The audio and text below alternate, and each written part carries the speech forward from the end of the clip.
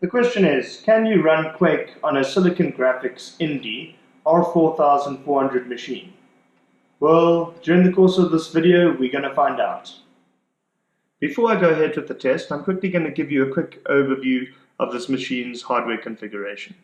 Starting off with the CPU module, this particular Indy is fitted with a MIPS R4400 CPU running at 200 MHz with 1 MB of secondary cache. For those of you who don't know, the way to determine whether one of these CPU modules has secondary cache or not, by looking at it physically, is the presence of the actual cache chips. Moving over to the drive bay section of the machine, the upper drive bay isn't populated. That would usually be populated by the optional floptical drive, and the lower drive bay is populated by a rather slow 1 GB SCSI disk. As for the graphics option in the machine is fitted with the 2-board XZ graphics option, which is essentially the XZ graphics board from the Indigo 2 ported to this machine, and it is a ELAN graphics board set. The machine is populated with 128 MB of RAM, and that is half of the maximum that can be fitted to this machine, as these machines can be populated with a maximum of 256 MB of RAM. The power supply of the unit is the newer and more reliable Sony power supply.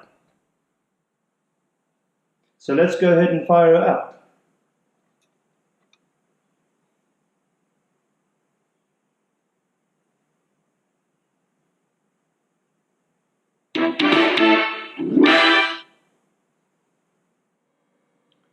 This brings us to the question, can you run Quake on an Indy R4400 machine?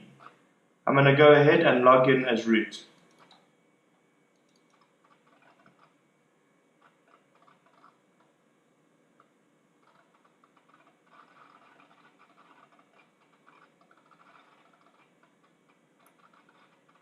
As you can see, it's not the fastest machine in the world.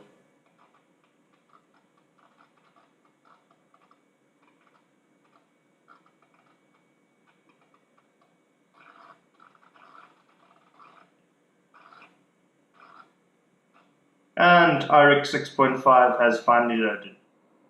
I'm going to go ahead and load up Quake. Open up my software folder. Quake.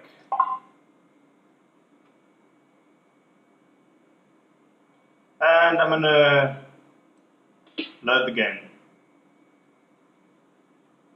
Okay, in the meantime, I'm just going to close these two folders.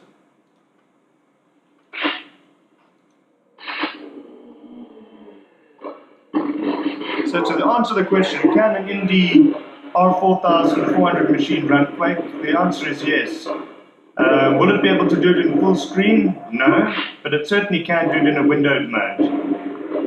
And as far as I'm concerned, this is rather remarkable. If you consider the fact that this machine came out approximately 3 years before Quake did.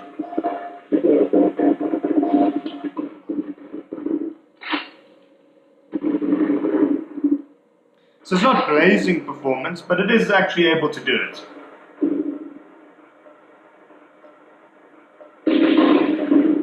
Just going to let it run for a few more seconds, and then from there I'm going to give you a tour of some of the demos just to see how this machine performs.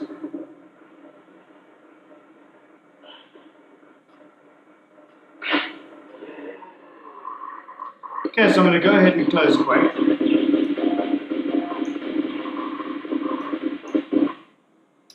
Okay, so this brings me to my demos. I'm going to go ahead and load Atlantis.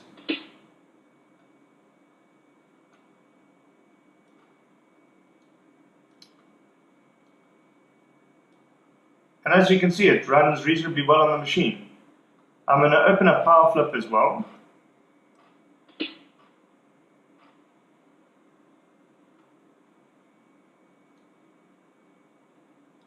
And as you can see, this also runs. I'm going to bring up the performance to give you an idea as to what performance we're getting out of it.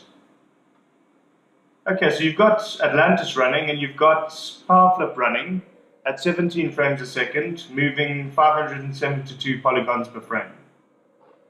To load the machine up even more, I'm going to load up Doom.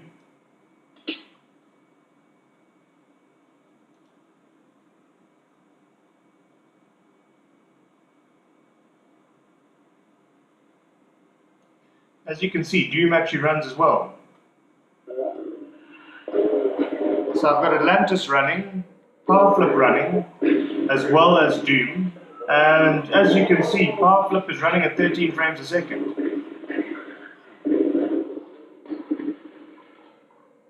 So from this little demonstration, you can conclude that although the Indy isn't an extremely powerful machine, it is certainly capable of giving you a reasonable IRIX experience. This particular machine is the top spec of the R4000 series of Indy, bar the RAM. As I said before, I'm only running half the RAM that the machine is capable of running. But if you look at the system overview, you'll notice that there's still quite a bit of free RAM. So adding more RAM to this machine wouldn't necessarily give you any notable performance improvement. So for people who maybe want to get into Silicon Graphics, the Indy is definitely an option if you just want to play around in IRIX.